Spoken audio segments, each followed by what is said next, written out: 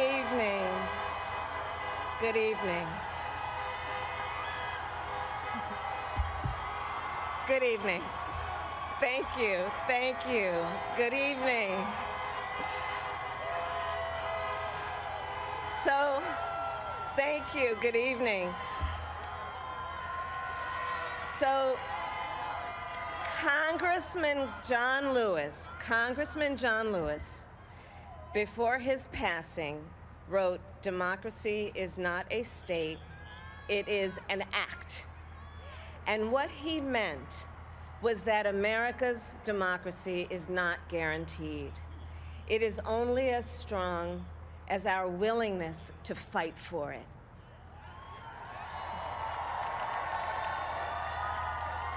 To guard it and never take it for granted.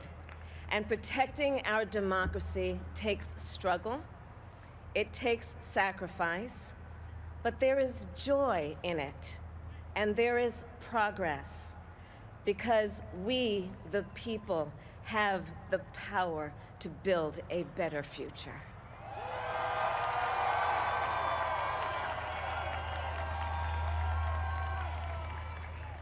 And when our very democracy was on the ballot in this election, with the very soul of America at stake, and the world watching, you ushered in a new day for America.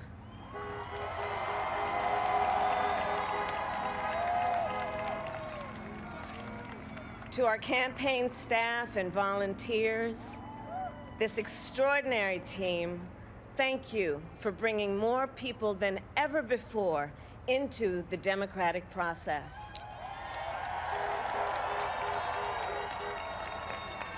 And for making this victory possible. To the poll workers and election officials across our country who have worked tirelessly to make sure every vote is counted, our nation owes you a debt of gratitude.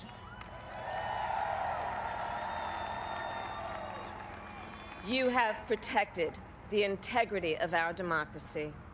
And to the American people who make up our beautiful country, thank you for turning out in record numbers to make your voices heard.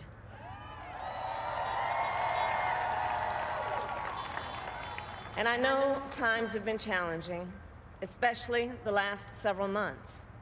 The grief, sorrow, and pain, the worries and the struggles. But we have also witnessed your courage, your resilience, and the generosity of your spirit. For 4 years, you marched and organized for equality and justice, for our lives and for our planet. And then you voted.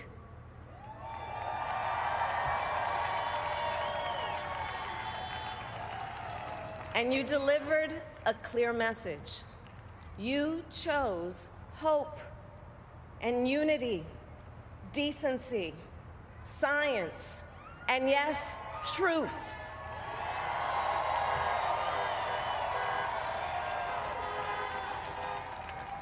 You chose Joe Biden as the next president of the United States of America.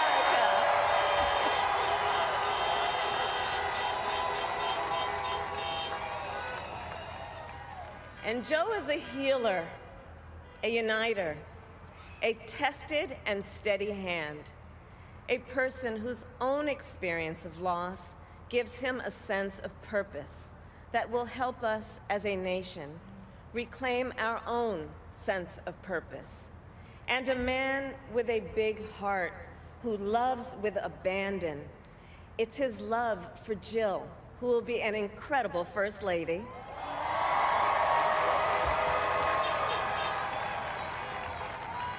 It's his love for Hunter and Ashley and his grandchildren and the entire Biden family.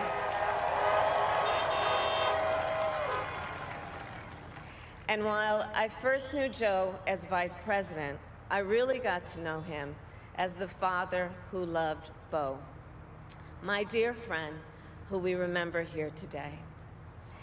and to my husband, Doug,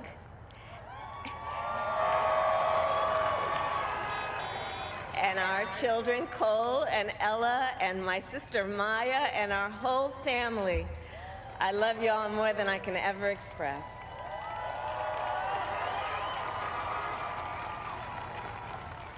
We are so grateful to Joe and Jill for welcoming our family into theirs on this incredible journey. And to the woman most responsible for my presence here today, my mother, Kamala Harris, who is always in our hearts. When she came here from India at the age of 19, she maybe didn't quite imagine this moment, but she believed so deeply in an America where a moment like this is possible. And so I am thinking about her and about the generations of women, Black women,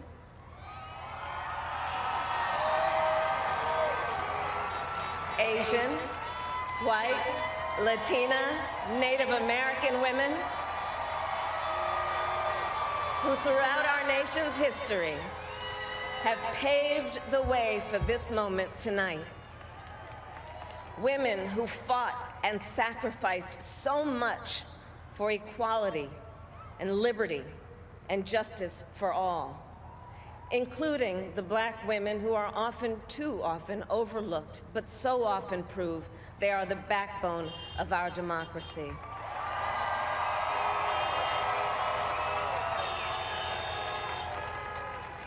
All the women who have worked to secure and protect the right to vote for over a century, 100 years ago with the 19th Amendment, 55 years ago with the Voting Rights Act, and now in 2020 with a new generation of women in our country who cast their ballots and continued the fight for their fundamental right to vote and be heard.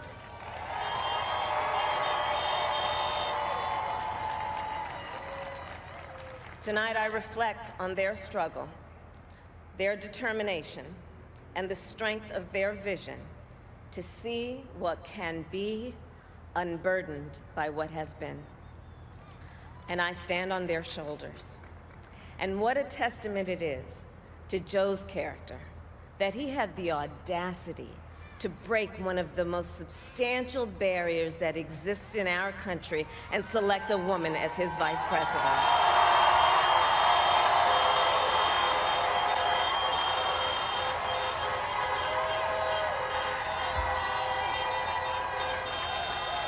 But while I may be the first woman in this office, I will not be the last.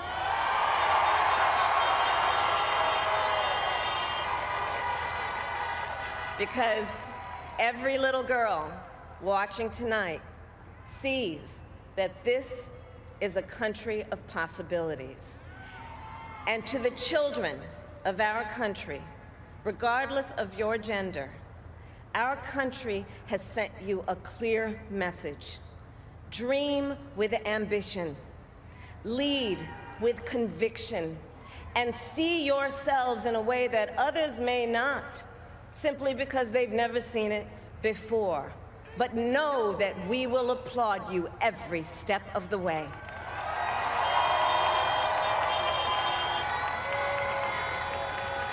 And to the American people, no matter who you voted for, I will strive to be a vice president, like Joe was to President Obama, loyal, honest, and prepared, waking up every day thinking of you and your family. Because now is when the real work begins, the hard work, the necessary work, the good work, the essential work to save lives and beat this epidemic, to rebuild our economy so it works for working people, to root out systemic racism in our justice system and society, to combat the climate crisis, to unite our country and heal the soul of our nation.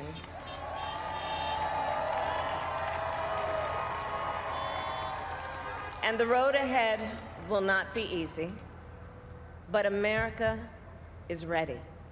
And so are Joe and I.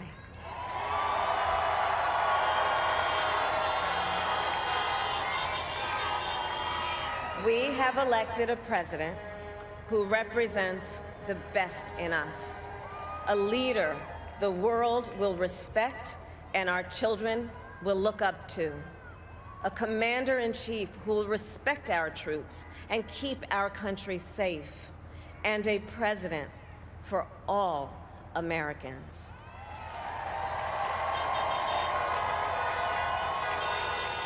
And it is now my great honor to introduce the President-Elect of the United States of America, Joe Biden.